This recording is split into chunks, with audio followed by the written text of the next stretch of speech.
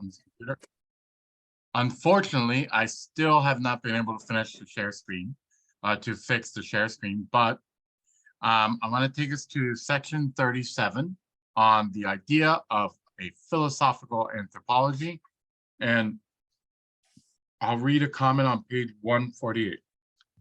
148? Okay. 148, yep. Okay. In the second paragraph. Philosophical anthropology then becomes a regional ontology of human beings. And as such, it remains, maybe I should read from the beginning. An anthropology can be called, an anthropology can be called philosophical insofar as its method is a philosophical one, perhaps in the sense of an essential consideration of the human being. This, then, is intended to differentiate between the being called man, on the one hand, and plants, animals, and the remaining regions of beings on the other, and thereby to work out the specific essential composition of this determinate region of beings. Philosophical anthropology then becomes a regional ontology of human beings, and as such, it remains arranged alongside the other ontologies, which, along with it, spread out over the entire fields of being. Without doubt, and above all, not on the grounds of the inner structure of its problematic, philosophical anthropology, thus understood, is not at the center of philosophy.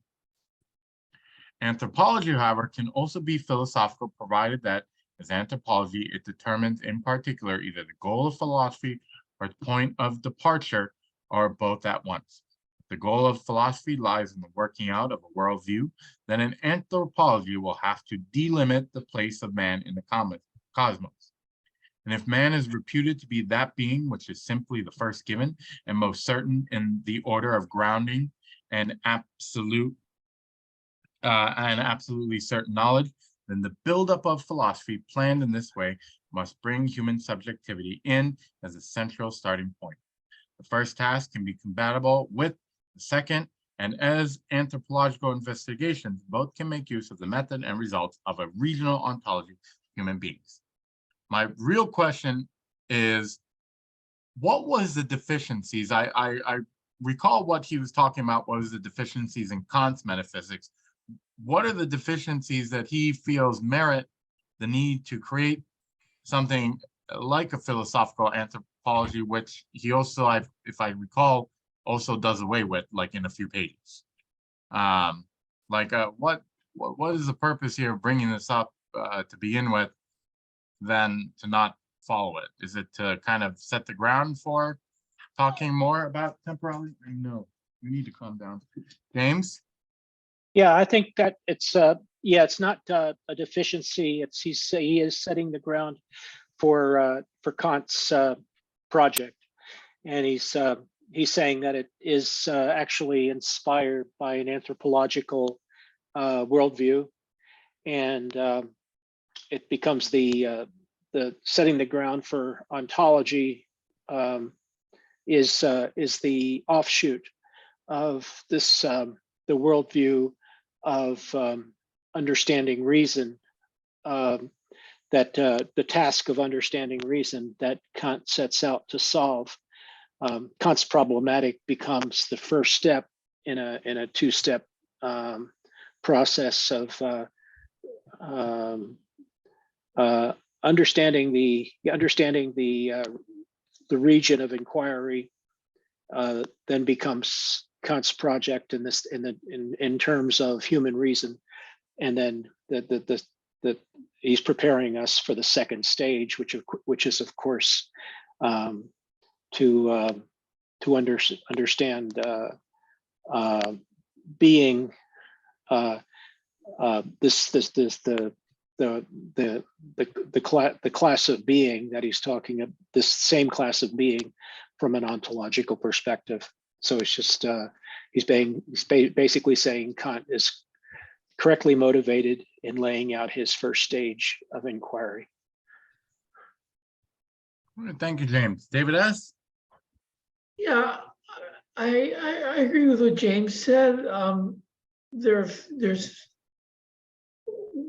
one thing that may be a deficiency is that Kant hasn't focused on the question of being and hasn't elaborated the criteria that he is implicitly applying throughout his analysis of reason and knowledge in terms of being as a certain starting point, and what is he's starting with sensibility. He's starting with the faculty approach as opposed to the question of what underlies his determination that allows him to, it's all coming from sense, it's all coming from reason in this combination. What was the criteria of what is being? So I guess Heidegger wants to lay that more bare, or question what are the missing parts in that discussion.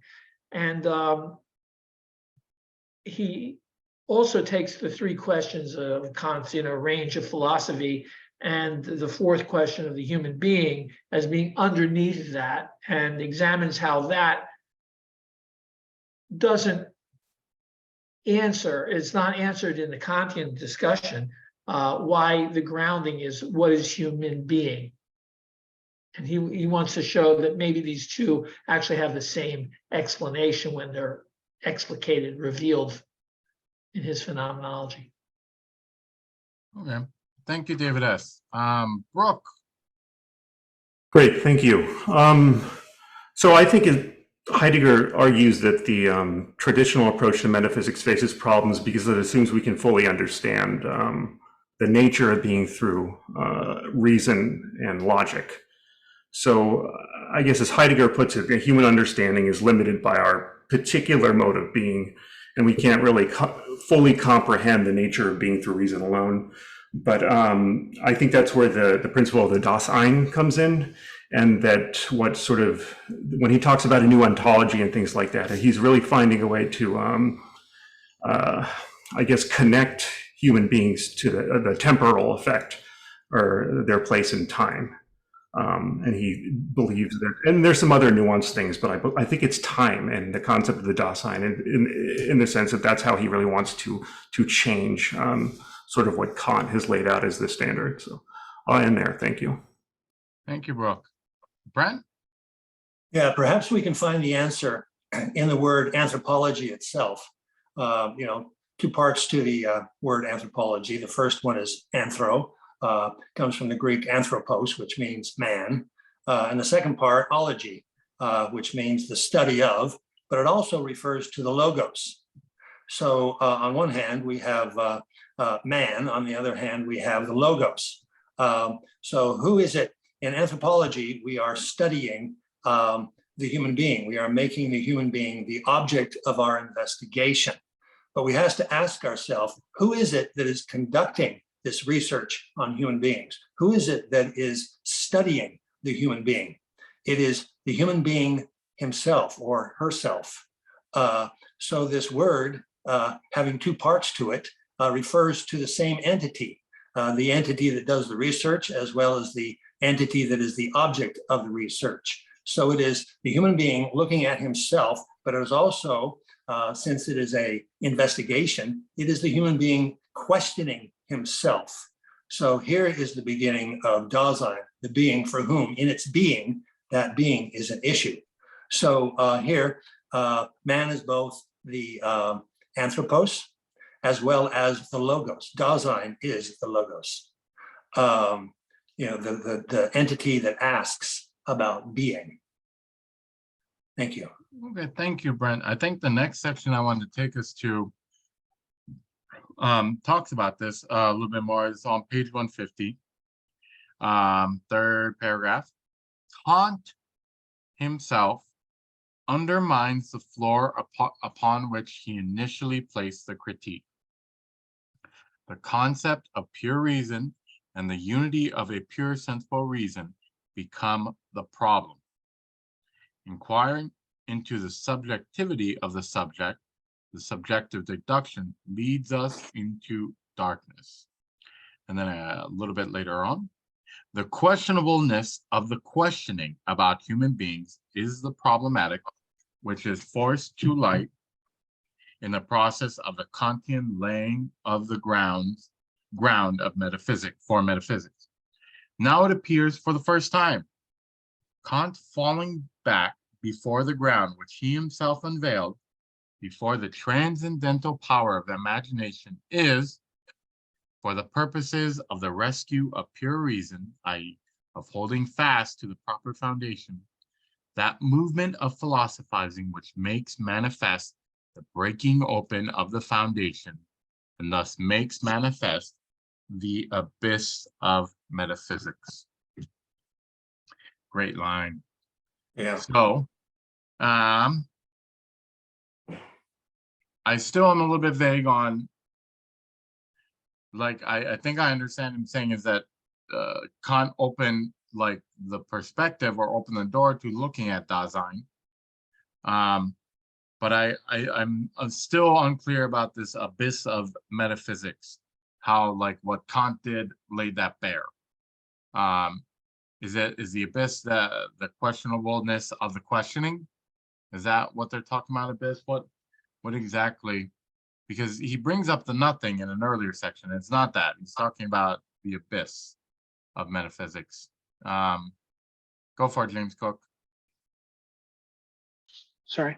I think this is the, he's referring to the pure concepts of understanding, which are Kant harps on quite a lot. And it's the idea of a full set of metaphysical concepts that help, that are indispensable for conditioning empirical reality, and on the other hand, are wedded together with human reason and mathematics and all kinds of pure, what he calls pure understanding, the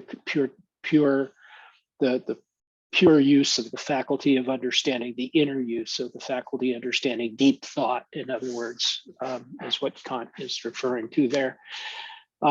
So I think that's what is being referenced here. And the key word in this section is falling back.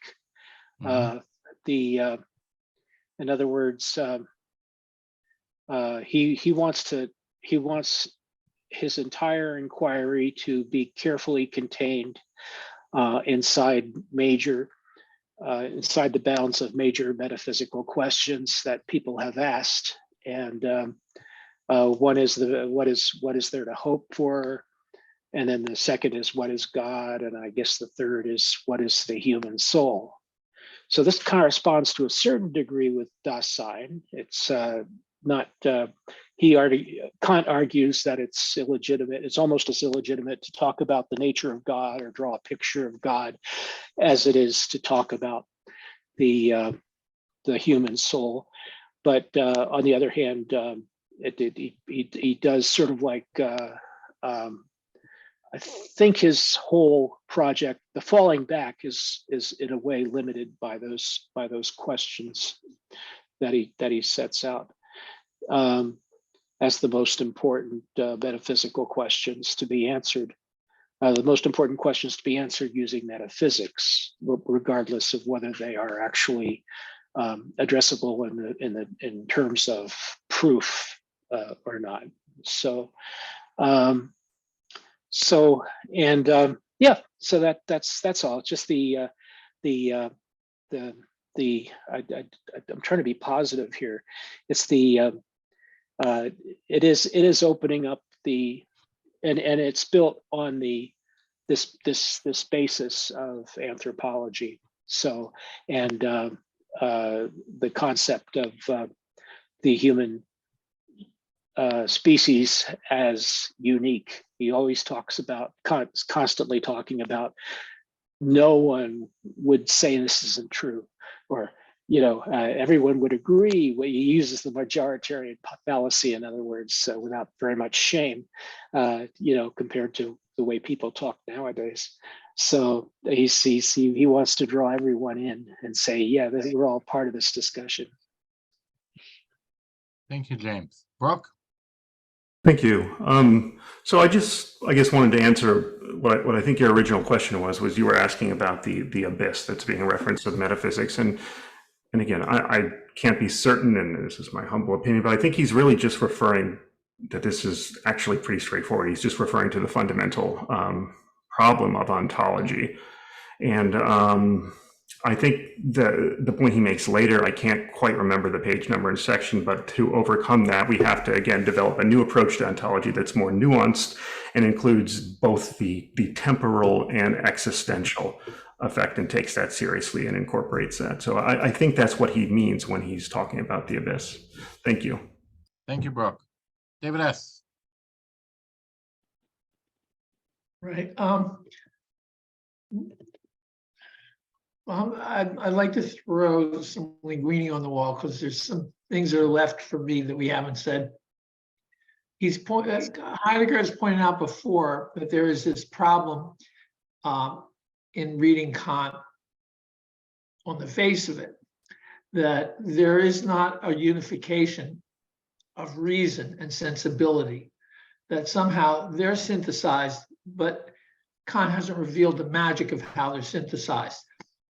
He has done the work of revealing that experience, and that's as close as we come to being in Kant, experience has reason embedded into it as structural. He has revealed that the gluing is done by the magical power, the transcendental power of imagination. But he hasn't really resolved how this ontology works to put together sensation and reason, which are completely still at odds. It's like they don't meet. He pointed this out before, and I think that's one of the abysses that I see. That's cool. Thank you. Phil? Yeah, first of all, I think we have to see the word abyss not as a negative, because abyss sounds like, oh my gosh, like it's so vague or whatever. I think he believes that it's a positive, because if you're going to build your foundation metaphysics on, in a sense, the human mentality and mind, it's always in a fluxus transitory state. In other words, it's unstable in the sense that you cannot get it like whatever. It is a moving thing because the mind is always learning and developing and analyzing and opening up possibility. So therefore, the being is always receding, withdrawing into the abyss. So you're always chasing after it. I think that's quite different from a metaphysic that presumes that you will get to like some point, like, oh, we got it, we resolve it. It's an ever expanding thing because the mind is ever expanding. And so therefore the abyss is, in a sense, a chase that constantly withdraws and recedes into the distance. So the horizon is always withdrawing in that sense. So I think it's a positive word, not a negative word. James Cook?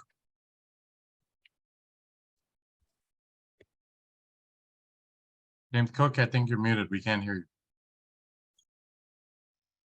I'm sorry. Phil just rescued me from my slumbers or whatever. The abyss is the infinite. The abyss is the infinite.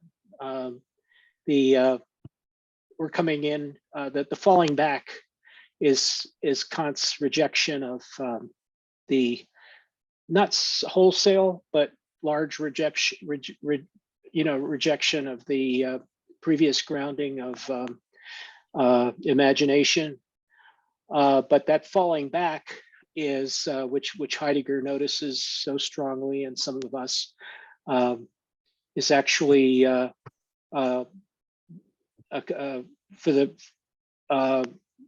for the person trying to rescue pure reason, is holding fast to the proper foundation, the moment of philosophizing, which makes manifest the breaking open of the foundation.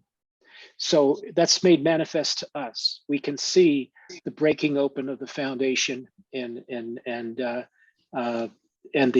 now we can see the abyss of metaphysics. We can actually see, and this is kind of and this is actually the notion of an absolute rupture.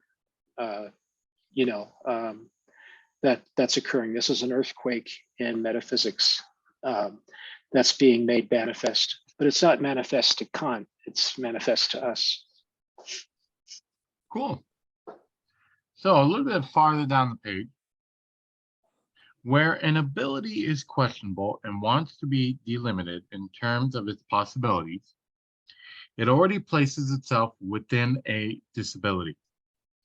An all-powerful entity need not ask, what can I do, i.e., what can I not do? It not only does not have to so ask, but according to its essence, it cannot pose the question at all. This disability, however, is no deficiency.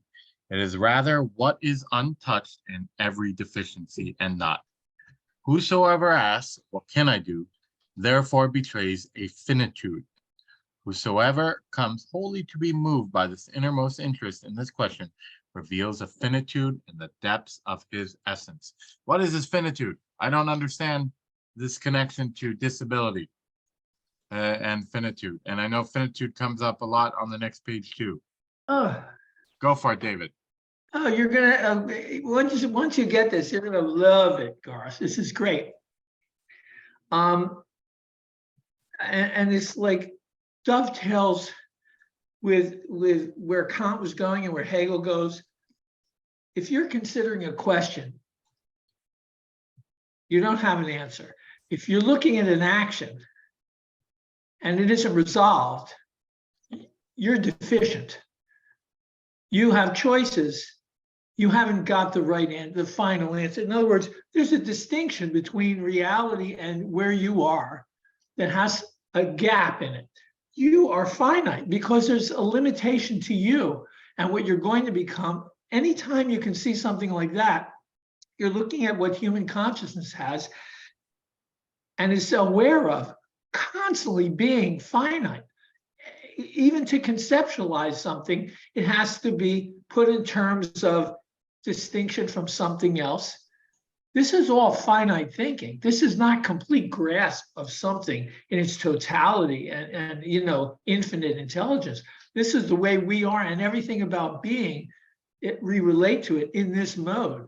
So the questions, what should, and what knowledge I have of something, which is always bounded again, puts us in a constant state of finitude, and understanding is having the ability to be finite and recognize boundaries of things and make distinctions like that. And Dasein, that's a structure too. It's all possibility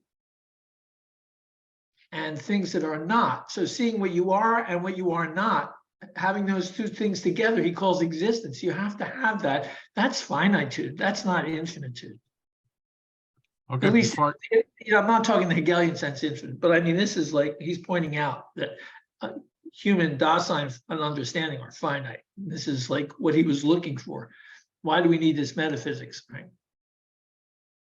So before I go to Brooke, I just want to read on the next page then, 152.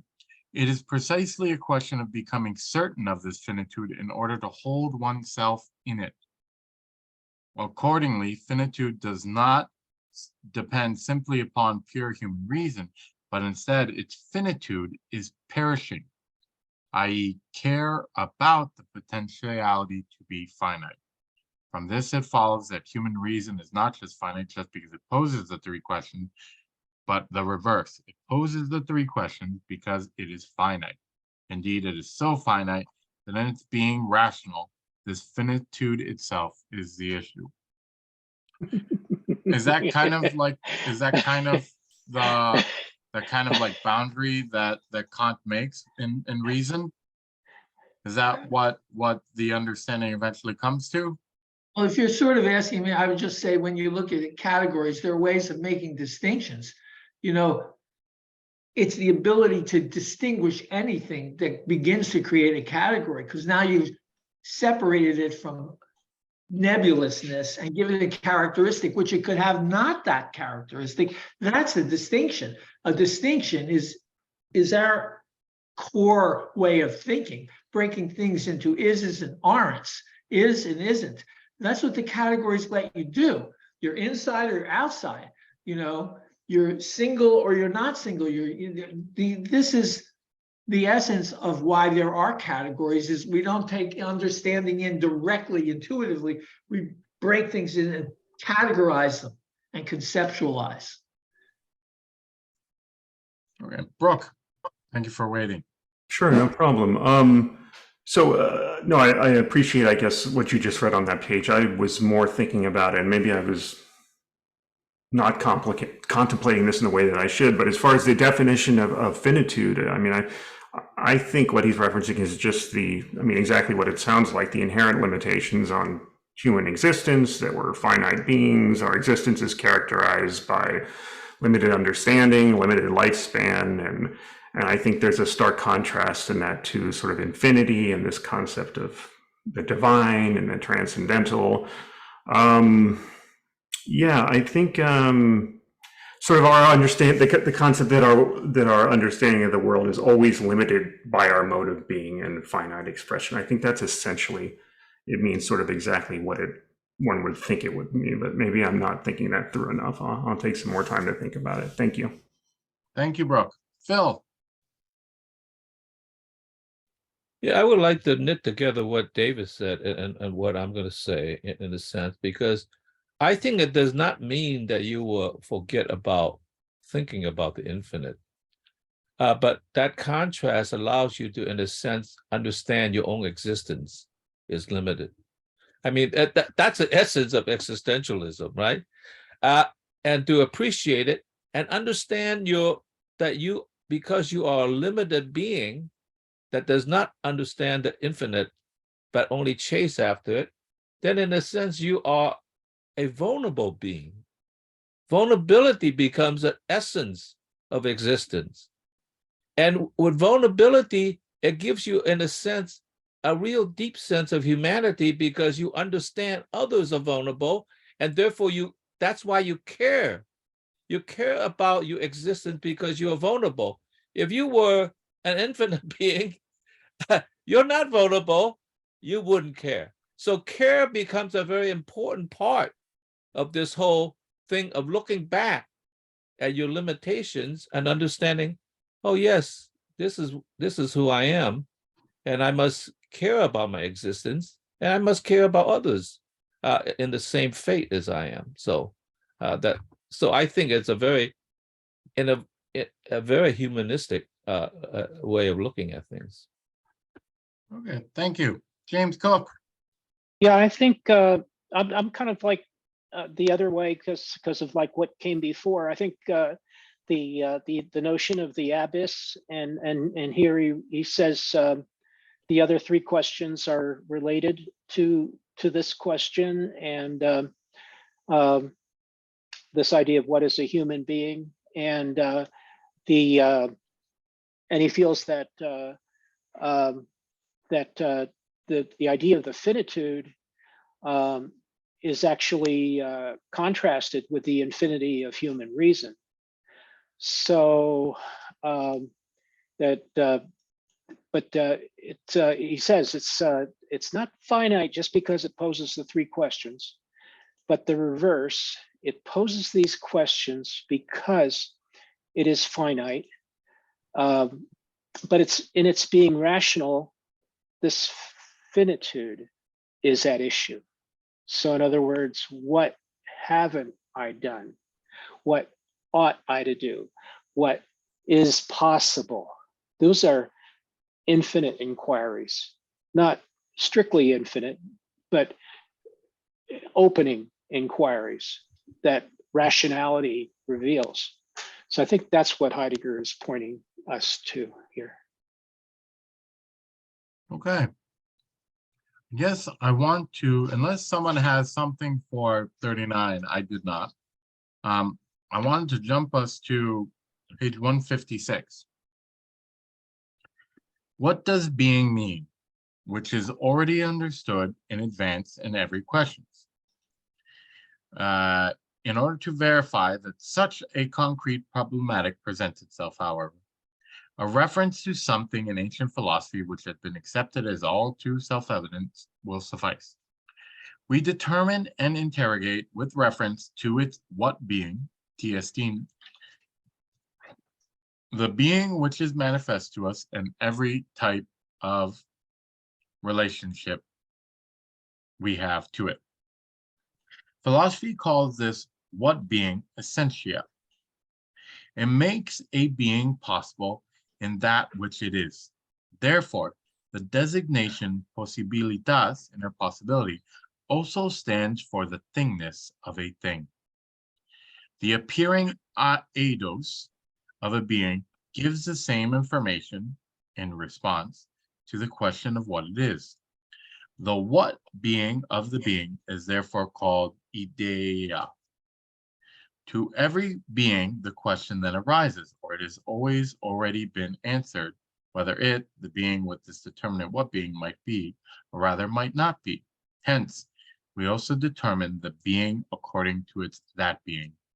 Hoti estin, which philosophy is accustomed to expressing terminologically as extensia, actuality.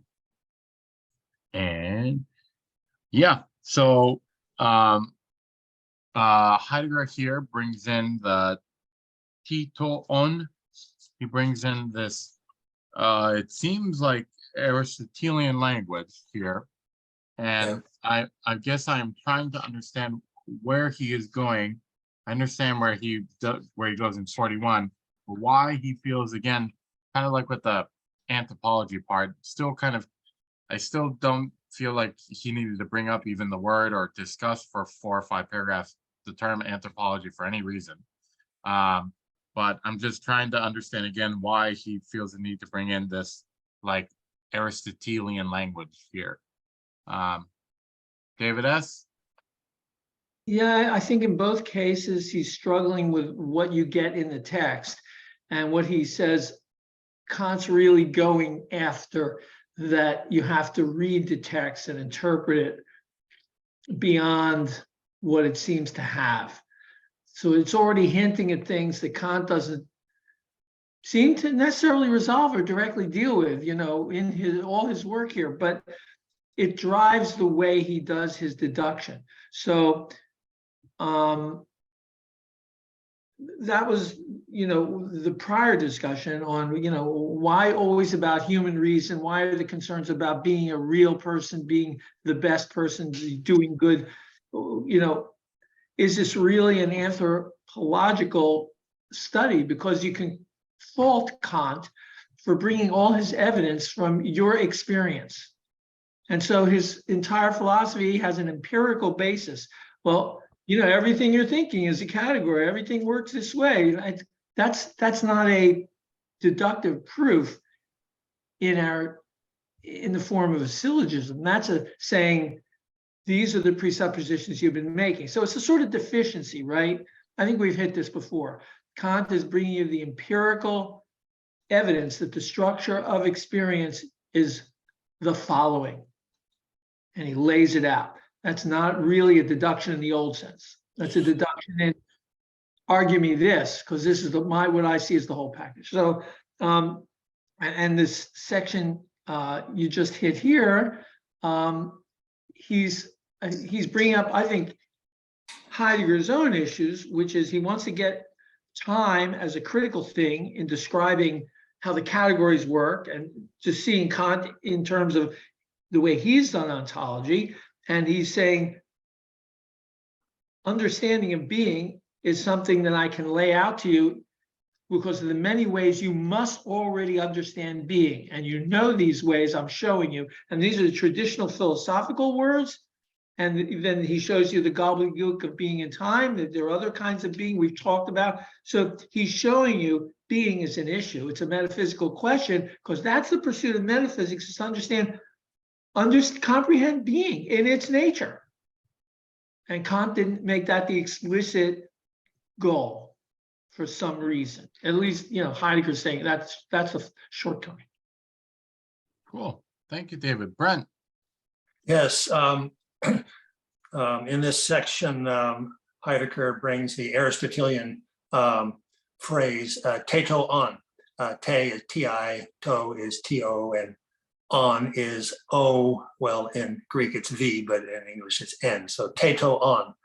Typically, it's translated as "what is being." However, to does not mean is. To means about. So the proper translation is "what about being." And to understand that, not the question is not what is being, but what about being.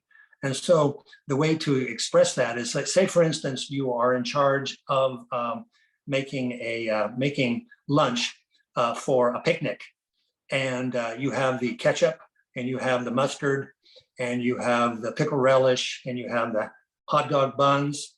But then somebody all of a sudden out of nowhere says, "But what about the hot dogs? You've got everything but the hot dogs. What about the hot dogs?" Te, to, hot dogs.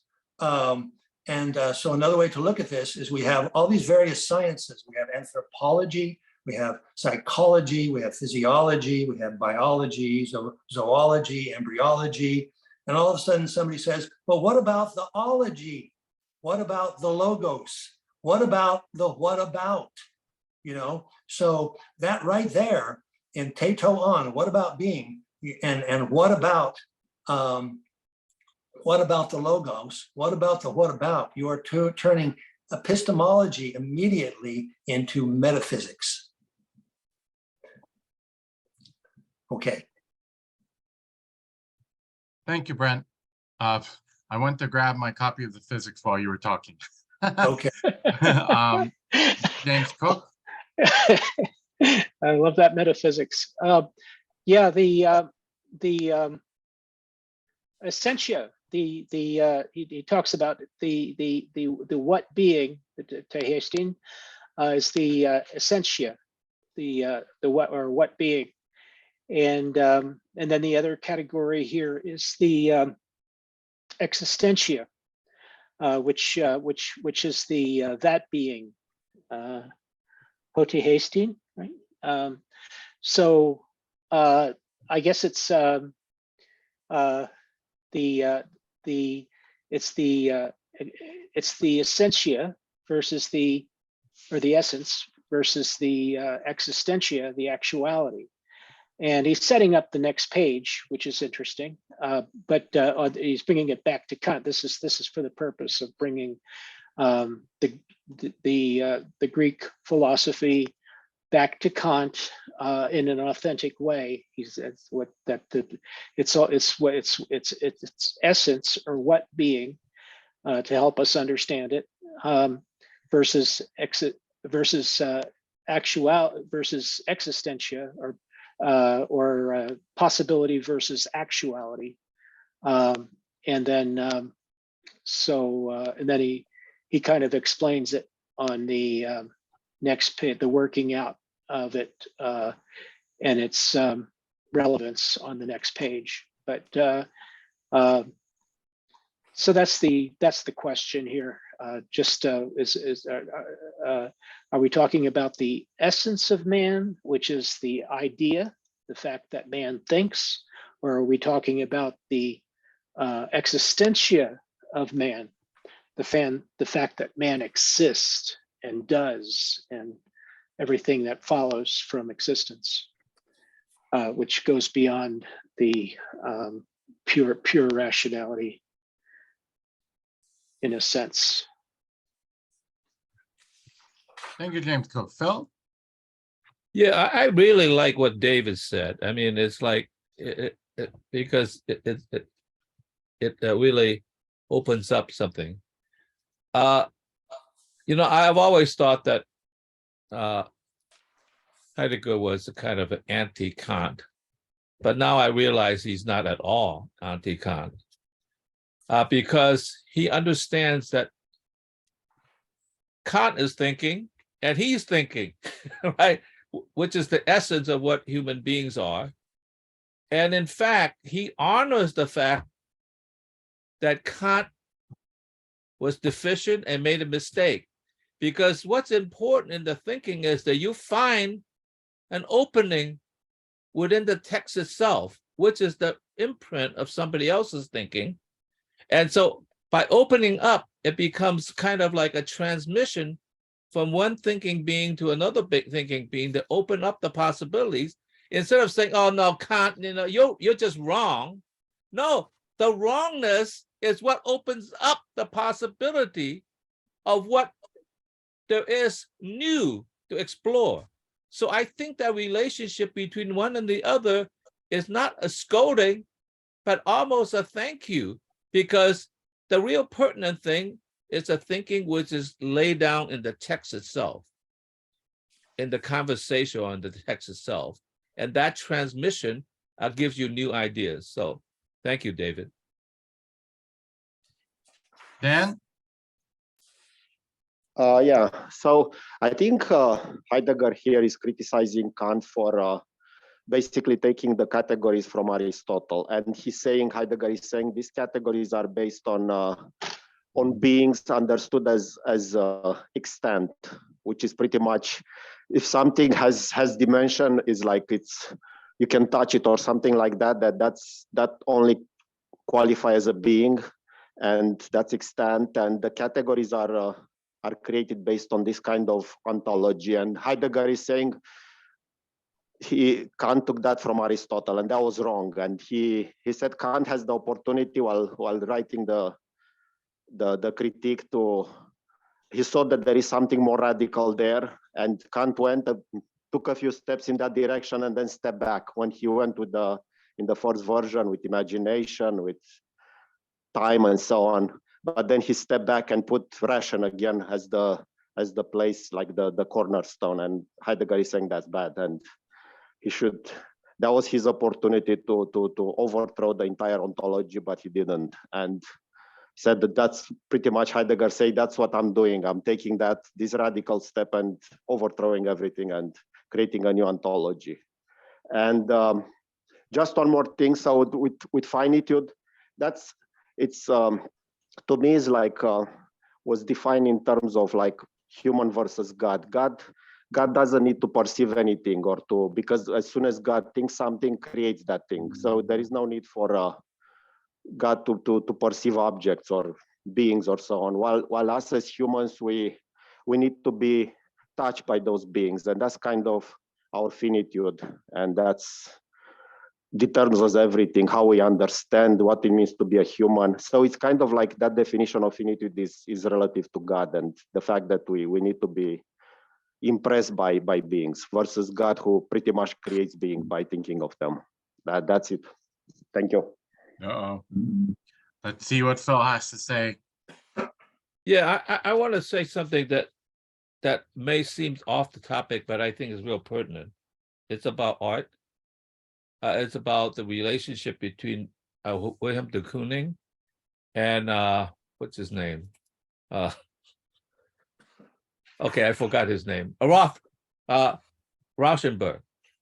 They met at Black Mountain College, and they became sort of friends. De Kooning was a teacher of Rauschenberg, and so that and once it became more familiar later on. In a later year, I mean, not immediately, Rauschenberg went and asked for one of de Kooning's drawings. And so de Kooning gave him a drawing, and then, of course, he asked him, what do you want to do with this drawing? And Rauschenberg said, I want to erase it. Right? And de Kooning took the drawing back and went to his file cabinet, and he found another drawing. He says, I want you to erase this one because I will really miss this one if it's gone. And I think that is like almost the essence of what is passing on here. to take something and not to move it forward by canceling the other to a certain degree. And when I explained this to another philosophy group, I said this project was one of my favorite because it shows so much giving, so generous. And the guy says, no, it's more than that. He says de Kooning understands death. That Did you mean Mark Rothko, Bill? no, I meant de Kooning. Okay, he No, understands de death. Kooning for Rosen. And Rauschenberg, which is the Rauschenberg. next generation. Okay. And he understands death because life continue onward. And you have to accept that you're ending. And so that was very, very interesting. And I think that says both what I'm saying. It's very, very generous, but also understanding death, which is sort of very interesting. So I'll end there. Sort of what I said before. Thank you, Phil. So let's move to the last section, 141 or 41, not the last section period, but the last section. I think we did for this reading. Yeah, I have no more marks. So this What is page 159. With the question concerning being as such, we are poised on the brink of complete obscurity. Yet it is worthwhile not to evade this prematurely, but to bring the full peculiarity of the understanding of being closer to us. For as impenetrable as the obscurity is which shrouds being and its meaning, still it remains certain that at all times and in the entire field of the openness of beings, we understand what being is in order to concern ourselves with the what being and the so being of beings, in order to experience and dispute that being, in order to decide about the true being of the being, and in order to mistake it. And then I'm going to skip ahead. With every mood wherein something is this way or that, our being there becomes manifest to us. We thus understand being, and yet we lack the concept. Skip ahead again. And yet, if the understanding of being did not occur, man could never be as the being which he is. And this would be so regardless of the wonderful faculties with which human beings have been equipped. Moreover, man is a being in the midst of beings in such a way that for man, the being which he is himself and the being which he is not are always already manifest. We call this mode of being of human beings existence. Existence is only possible on the grounds of the understanding of being. We find ourselves in the middle of a question again,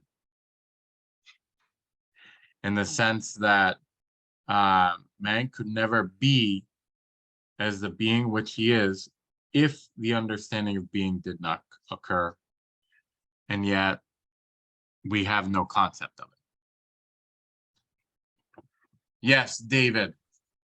Yeah, I think concept is something you don't need to formulate and recognize reflectively in order to be using. We haven't defined the concept of being, but we have all of these ways we recognize being. We have some kind of criteria we experience in a way that it's meaningful to us, and yet we can't pin down a concept. It may be a different kind of thing. It won't render itself as a concept. But without the being that we do in our practical ways, without discerning its could being from its shall being and its, without these distinctions which he's enumerated or, in the previous paragraphs, there's no human life. It would, it doesn't make sense without our understanding of being. So understanding being is critical for human life, and yet we don't have the concept nailed down. Bill, Yeah, I like what Dave said, but I'm going to say it slightly differently, but essentially the same. What I like about this is that we are pursuing, in a sense, an understanding of being, but we can never know it. What we know is the indirect look at being through the manifestation of all the other beings around us that gives us a clue in a reflective way. And so therefore, in a sense, our understanding is always, in some sense, tenuous, but it's full in a different sense because we understand the creation that comes out of being, which is an indirect look at the thing, which in some sense is kind of like the way we sense the world anyway, because we don't see the thing directly, but we just sense it in a kind of like in our sensations. And so I think that's interesting that quite often, it's what's happening in the corner of your eye, not what you're staring at, that actually, in a sense, knits you together. So the indirect look, by looking at something else, which is the creation of being, then in a sense, you are with being itself. So thank you, David. go for it, James. I think Phil finally beat David. This section is an appreciation of being, and he's talking about the deficiency of the preconception of being, not the deficiency in any kind of like the preconceptual understanding of being. He's not talking about is indeterminate. He's just saying that the basis or the foundation of our understanding is indeterminate, and we don't actually get the full picture automatically. But in the milieu of being, we actually see the wonderful faculties and the marvelous flexible existence of being and of Dasein, and man is in the midst of beings in such a way that he is himself, and the being which he is not are always made manifest. So this is a kind of like a celebration of existence, and he says existence is only possible on the grounds of the understanding of being. Well, in a sense, yes, because we have to go beyond the preconception of being to some realization that man exists not for bread alone, but for and not simply for the existence of his own reason, but for his full existence in the milieu of life and other beings. So this is a wonderful paragraph, I think. Great. Last section I wanted to take us to on page 160. As a mode of being, existence itself, or existence is in itself finitude. And as such, it is only possible on the basis of the understanding of being. There is and must be something like being where finitude has come to exist. Thus, the understanding of being, which thoroughly dominates human existence, although unknown in its breadth, constancy, indeterminacy, and indisputability, manifests itself as the innermost ground of human finitude. Compared with many other human peculiarities, the understanding of being does not have the harmless universality of others, which frequently occur. Its universality is the originality of the innermost ground of the finitude of Dasein. Only because the understanding of being is the most finitude in what is finite, can it also make possible the so-called creative capacities of the finite human creature.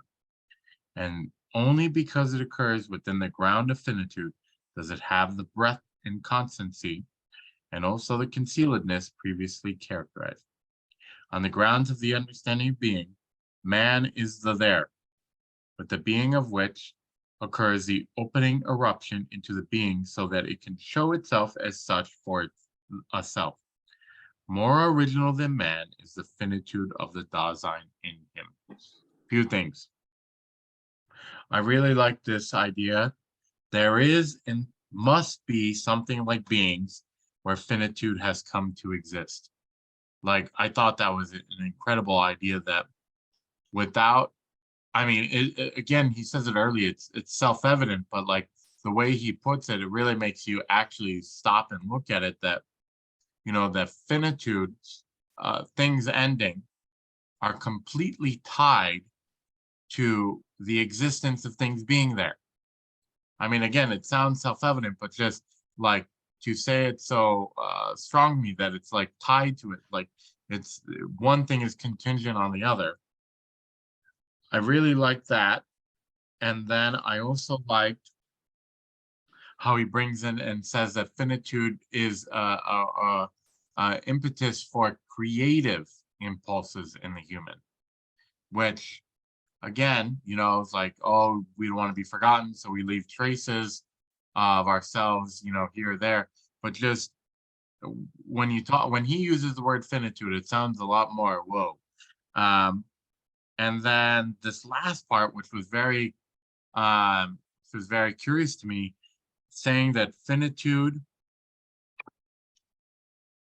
that man, more original than man, is the finitude of the Dasein in him.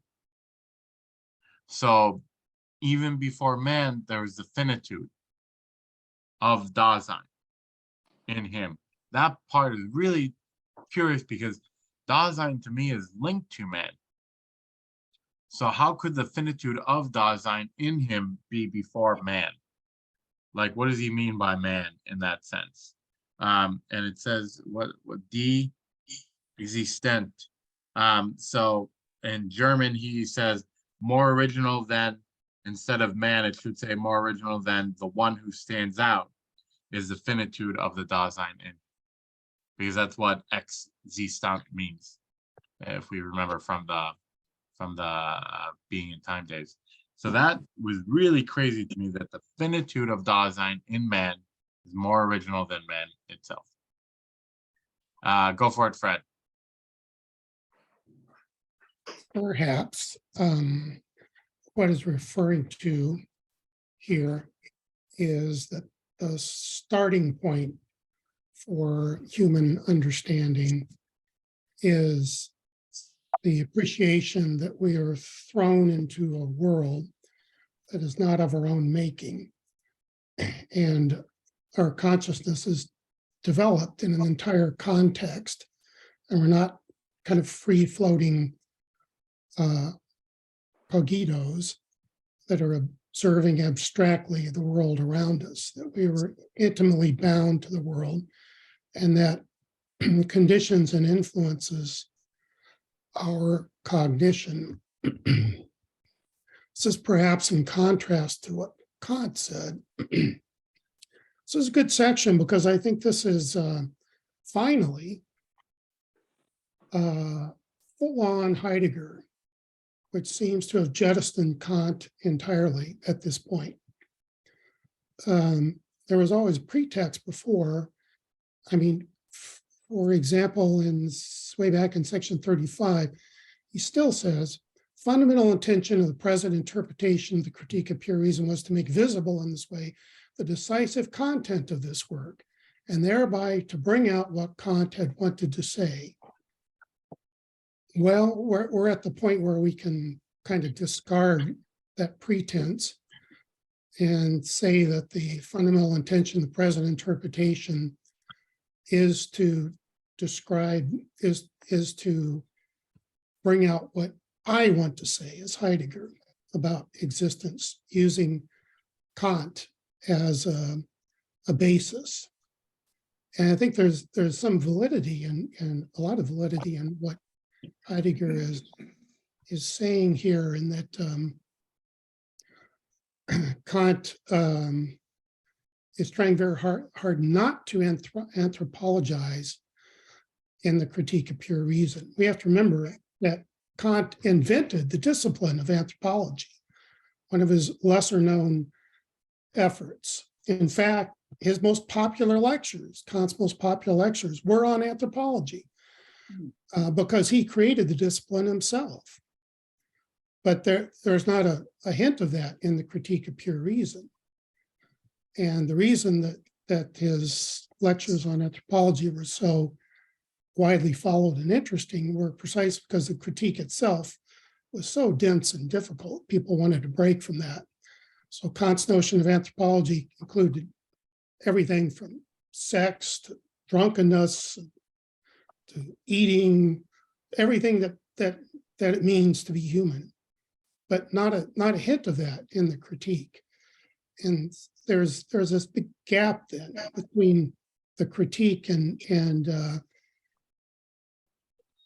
what it is to be human. That's kind of pointed out in this work in Heidegger's notion. He draws from some obscure letter to Hertz that may be the basis of what he's trying to get at. The critique is actually about what it means to be human. And I think perhaps that shows a deficiency that Kant recognized in his own work, that he specifically is not addressing that per se in the critique. But Heidegger kind of jumps on that and says we can't really fully understand and appreciate how cognition works unless we can look at Dasein, capital D, Dasein, which goes beyond Kant. So it's that's useful on the one hand. On the other hand, it's kind of not fair to say that, well, Kant's deficient because of this, because Kant was very, very well aware that he was trying to limit the Critique of Pure Reason, and it was too big as it was. So I think this is a good section, but finally we get full on Heidegger here without the vestiges of Kant. And then I think he comes back here following, he makes a passing feint to Kant in the sequel here, which is not entirely convincing, but I think Heidegger's best when he's doing Heidegger and not when he's doing Kant, which he's doing here. Thank you, Fred. David S. Yeah, interesting stuff. So coming up to here, we went through, and you're right, it's focused on Heideggerian thinking, maybe looking at Kant off on the side. And we talked about how thrownness requires an understanding of being, and how existence, which is your having your presence and what you are not, in holding those two in itself entails finitude, right? I'm not this and I'm this. That's what existence is, and that requires understanding being. So understandability is critical, and it rests on finitude. And that's Heidegger, and he's agreeing with Hegel and Kant, but he's going further in what you just read, because he's saying that Dasein's understanding itself is the real underlying, the originality that grounds the finitude of Dasein. It makes all things that are finite possible. And so it makes its structure, Dasein's structure, and the presence of the there has to do with finitude. And that's Dasein's doing, I guess you could say. And when the question turns after that to Dasein examining itself and seeing its own finitude, then man arises. That's so more original than man. And the question of what is man, what should I be doing, is the presence of the there before this reflection on the finitude of Dasein itself. So it's like almost the there is pre-consciousness, when maybe like when humans were still half ape. Is that what you're saying? Okay, yeah, I do think that way, but I also think it has finitude as essential in it because it's recognizing limitations and things in their places, and it structures in understanding. So it understands being. So it does finitude, but understanding itself is not necessarily its full concern all the time. It can turn to itself. I mean, it's concerned with its being, but examining itself and its own nature. That seems to be the question of what is man. When it turns to the question of what is man, So that's yeah. another So question. we have So an that- understanding of death before we have an understanding of what we actually are. I think so. Yeah. That's a pretty cool idea. James Cook. Thank you. Yeah. Oh, that's kind of scary. Yeah, I think we're kind of going in the right direction. This is like a review of Division 1 or a summary of Division 1 being in time. And so we have but from the perspective of the reading of Kant, everything's fine.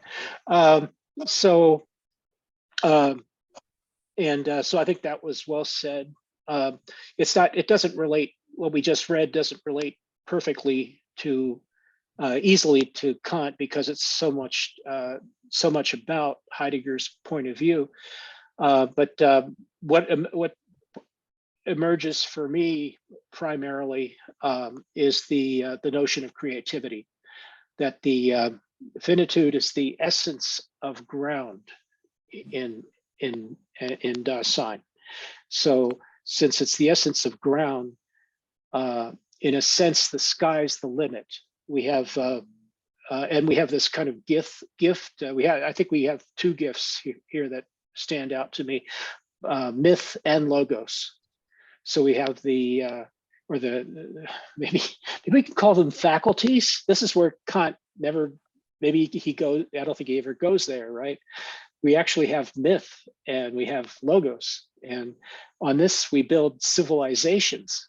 And so the incredible capacity that this species has over compared to other primates. I know there's primates that seem really intelligent, the groups of gorillas, the lifestyle, the advanced arboreal lifestyle of orangutans. There are some primates that do very well, but it's only us that utilizes myth and logos to this degree that makes us capable of empire building and in all the aspects of it. So our civilization building, I'll put that in a better light because I think we're a combination of civilizations. I don't think we're a empire dominated existence. I don't want to be in an empire dominated existence even as a citizen. So yeah, so enough for the politics. Beautiful passage, love it. Thank you, Phil. Yeah, this is a calling for mankind to become human, in my view, because I think he's almost saying that every human being can become Dasein and be truly human, but somehow in ordinary existence, we fall back and we have lost the search for Dasein and the search for being itself. In order to be fully engaged in existence, one has to be engaged in this deeper way of understanding this relationship between Dasein and being. And that creates a deep relationship of understanding what existence is about. I was reminded of this, actually this Monday when I was in a discussion, a live discussion with a group about education. And I think part of the thing is, at least in contemporary life, perhaps all through existence actually, is that we are caught up in busy work that we do in order to exist, to pay our rent, to work, and that we are not liberated to become Dasein and have this true relationship with being and existence and all the other beings in the world. And I think this is the calling for all of humanity, that you could be there, you could be there with me, right? Instead of being captivated as a prisoner of the workaday world. Not that you can dismiss that from your life, but do not be so caught up in it that you just forget about your Daseinhood and become truly human. And so I really felt sorry for today's education, because on the one hand, I want to teach people how to become human beings. But on the other hand, I also know that they all are anxious to have a job and pay the rent. So you have to teach them a skill that almost destroys that, but you have to fulfill both. So this is the calling for humanity to become human. I think every human being has that potential, but unfortunately, very few people arrive there. So this is a problem. Okay, that's all I have to say. Thank you. Okay, well, we've gotten to the end of what I want to talk about. I have a question for people. I've had a couple classes in my, I think I told some people I started a new certification course that happens throughout the week and on the weekends. And I've had a few rounds of homework, so I feel like I have a good sense. I'm wondering if people would be interested in either, after this book, going immediately into the phenomenology, the basic problems of phenomenology, and reading it on a weekly basis. But before you nod your head yes, it's about 20 to 30 pages a week, so that we could finish it by June, when I'm going to be gone all summer. Or we could read this specific translation of Aristotle's Physics, which is a lot smaller than this one. We would still meet on a weekly basis, but we would just finish before June.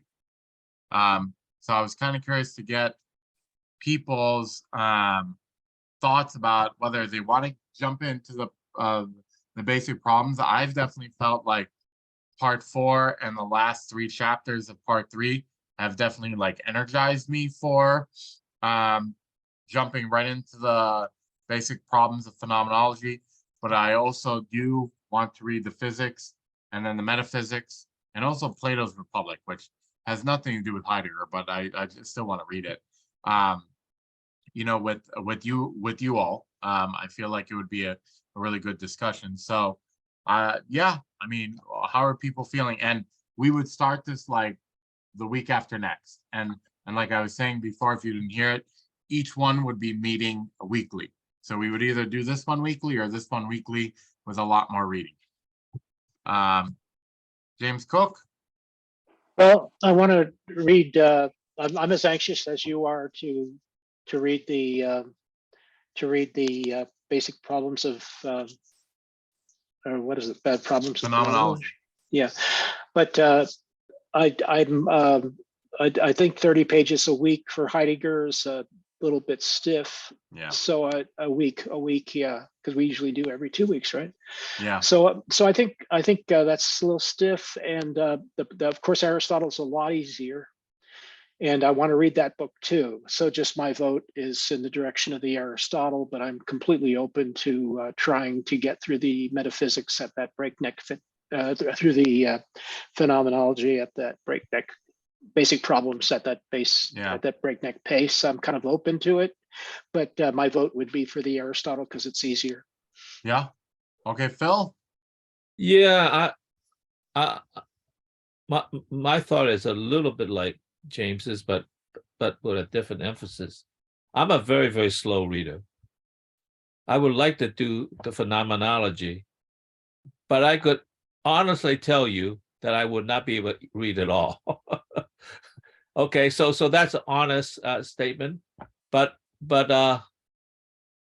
if I'm allowed to just read part of it and then you guys fill me in, I mean, the discussion really, I'm actually a pretty good on the spot thinker, so that would be okay. I just want to be honest. Mhm. You know, I will read, but I'm not going to read it all. I just know that.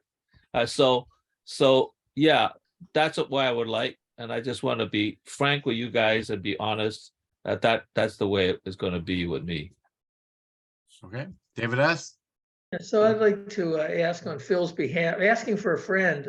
So is there a Cliff Notes version of the phenomenology so we can like have? So, oh, the phenomenology, no. I was gonna say, like, this book is actually called A Guided Study.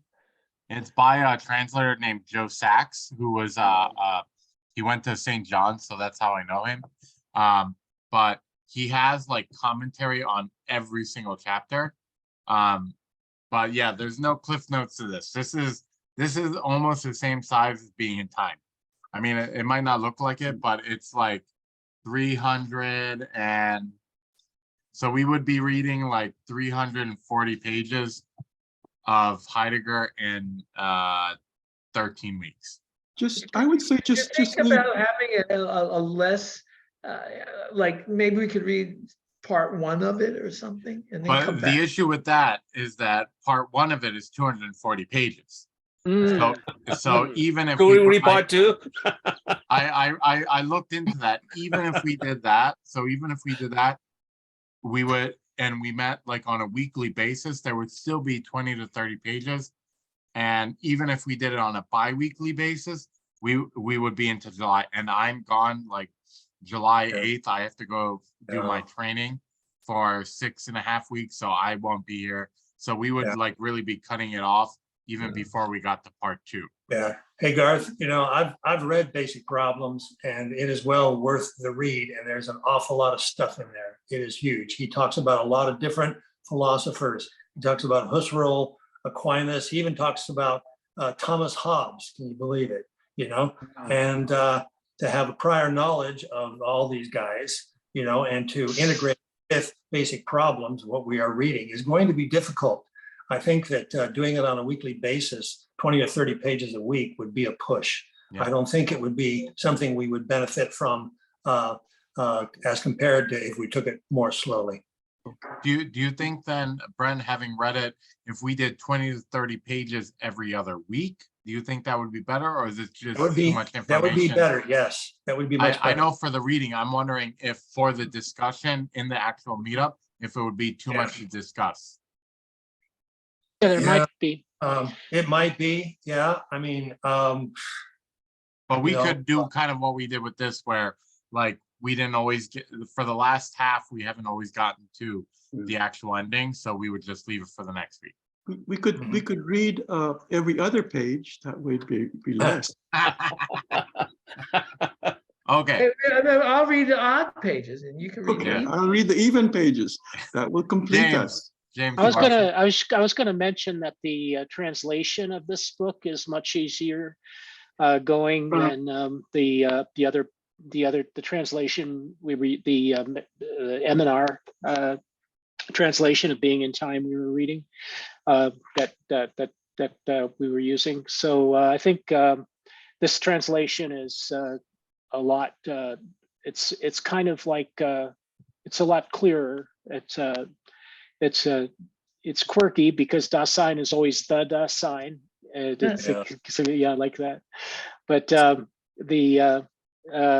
but on the other hand, it's like it is more like reading a little more like reading magazine articles than these two books that we've been studying already. The translation is easier going. Okay. Well, And what is the translator for the Aristotle you're talking about? Who would that be? Joe Sachs. SACHS. Okay, thanks. Yeah. And someone told me in another meetup that LibGen is back up, so I will look for it. I love the physics and metaphysics, so I'm always down to read it again. And I've never read Joe Sachs. I've always read the version, some other versions. I didn't know who they were, but the Joe Sachs I know is I think the Joe Sachs will be good because he hyphenates a lot of Aristotle's words, like Heidegger hyphenates everything that has anything to do with being. Yeah, okay. So I'm definitely, this is gonna be fun. And like the readings are, I mean, I think they're like 10, 13 pages.